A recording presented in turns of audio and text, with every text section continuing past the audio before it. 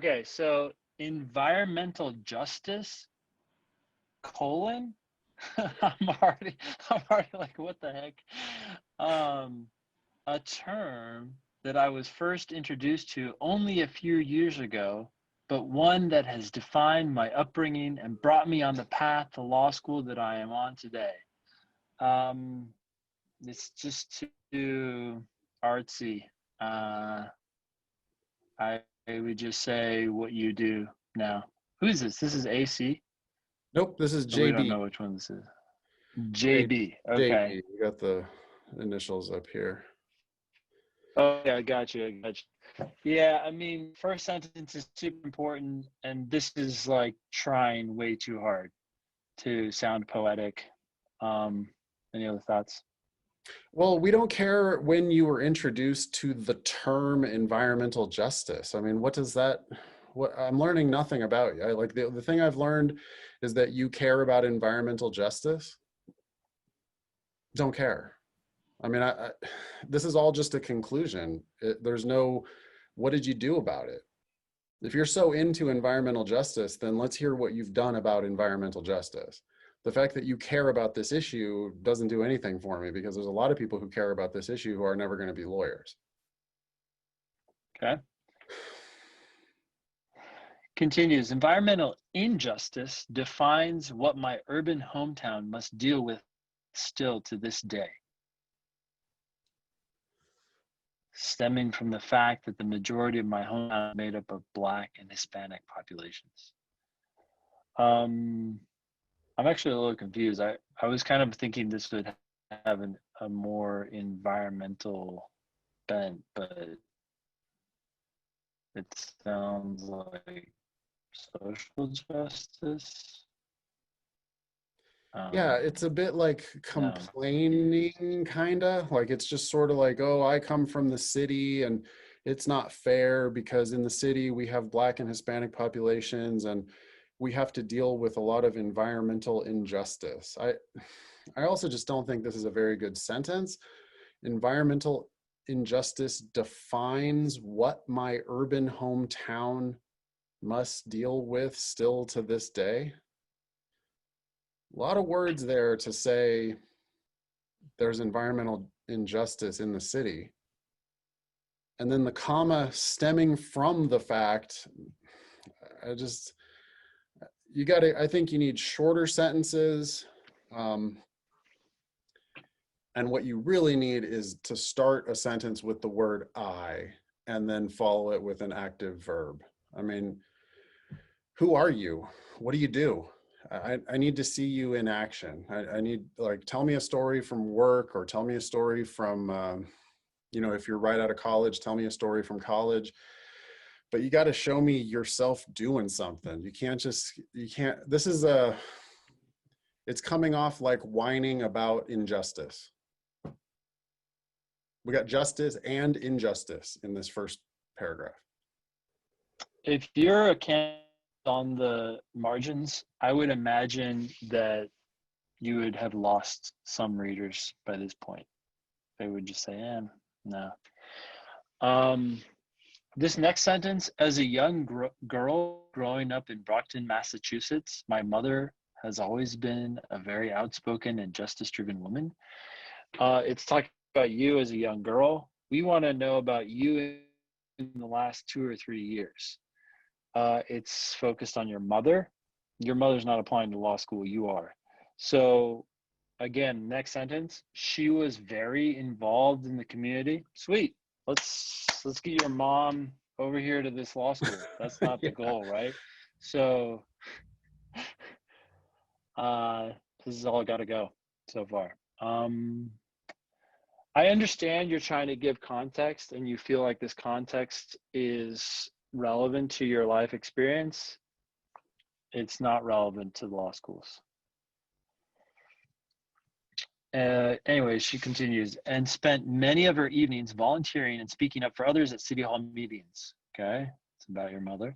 When she first got word that a power plant was being proposed in Brockton, she would be the first to cause an uproar. Okay, again, this is all about your mother. Okay, I see. in other sentences, many of our neighbors. Okay, it's not about you. In the last sentence, you say, despite this, I'm just scanning at this point. We carried on by speaking with environmental lawyers. Okay, you were a young girl. Did you have any role in this? Um, it's not clear, and it doesn't even matter because you were too young. I all this has got to go. Um, No I don't caps know, on Nathan. environmental lawyers, by the way. Um, that's not a proper Yeah, noun. There's no need to ever capitalize that. Yeah, I mean, this is like your mom was a rabble rouser. Great. I mean, that's cool. Like, sounds like your mom is a badass. But what's this have to do with you? Your inspiration is irrelevant. What you've done with your inspiration is what's relevant. So yeah, I don't really see anything to keep in these first two paragraphs. I'm learning about a kid whose mom did stuff, not an adult who has done anything with her own life. yeah. Okay. I mean, I see you go on to say like this spurred you to do other things, and you say during my teen years, I continued to speak out for my friends and family. It's vague. I don't know what you mean by that, and it's still about your teen years. When we write these I sentences, they've got to be things that you have done in the last 2 or 3 years. There's really hardly any exceptions to that. Even when people do amazing things 4 years ago, my question is, okay, well, what have you done since? Have you built on that, or have you just ridden that wave until law school? So, Yeah, this line here where I continued to speak out for my friends and family, attending city hall meetings, organizing petitions, holding rallies and protests, those are things that you did. But it would be so much more powerful for you to talk about one petition that you organized or one rally that you held. I would learn so much more about what you actually do instead of this vague conclusion of, because when you put it that way, you know, petition meetings and petitions and rallies and protests, it's just like, oh yeah, okay, you went to a bunch of stuff, whatever. Like you're a typical teenager or college student, you went to a bunch of things, but that doesn't really mean you did anything. You just kind of attended a rally rather than, I don't know. I'd rather hear you organizing it, and just tell me one story about one petition or one rally that you actually made happen. I think would be a lot more compelling than this big, broad claim. yeah. Um, hmm. Next couple sentences, I think, have to go. I fell in love with public service and community organization. That's just a conclusion. That's not a fact. That's not like a thing that you actually did. Anybody could say that. And then my passion for the law came later in my life in high school. High schoolers don't know what lawyers do. Also, you just can't talk about your passion for the law in your law school personal statement. It's just not, it's, this is like one of the top 10 things that we complain about on the podcast is people talking about their passions. I just, anyone can make those conclusions. I don't, I'm not really learning about anything that you've actually done. Not so far. Yeah. I mean, when you say you called your local representatives and stuff, that's good. These are I sentences. It's you taking action. I guess I'm still just concerned about the fact that you're 17. Um, maybe this is recent enough, depending on how old you are now. Well, But no, she says she was 17 when Trump was elected president, so that makes her 21 now. So yeah, she is young. But, you know, in the middle of this, halfway through the middle of the third paragraph, you actually get to Washington, D.C., where you're working with an NGO. I mean, that's the shit you should be focusing on. Tell me a story from inside an NGO. You know, when you're mhm.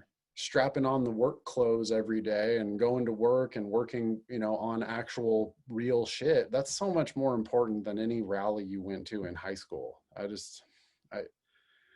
really anything in high school and before that, probably just cut it and focus on adult stuff, because you are young, but you're making yourself look younger by your choices here. Mhm. Yeah, there's got to be a story um, in this NGO stuff. You want to drop sentences like, I continue to fight for those who no longer can. It's vague and um, it sounds grandiose.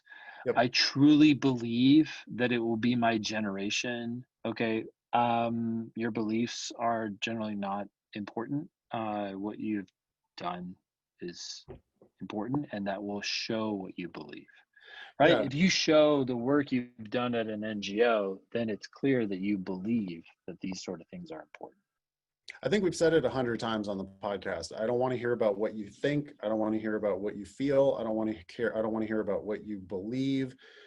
I want to hear about what you did about it, because it's like a picture is worth 1,000 words. One action is worth 1,000 of these thoughts and feelings and emotions and all that shit.